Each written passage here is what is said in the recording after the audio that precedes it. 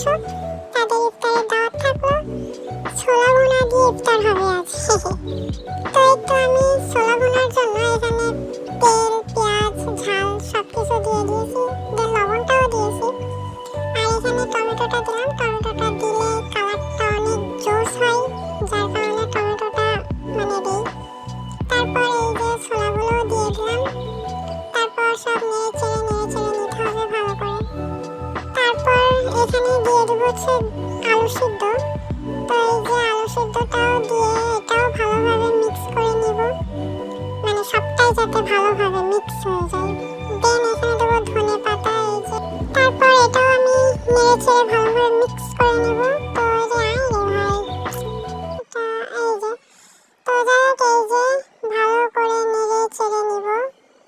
এই তো আমার ছোলা ভুনা কমপ্লিট।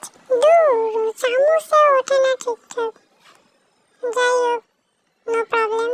তো এই তো দেখো কালারটা কি সুন্দর জোস হয়েছে। তো শুধু কালার নয়, খেতেও যে এত জোস হয়েছিল।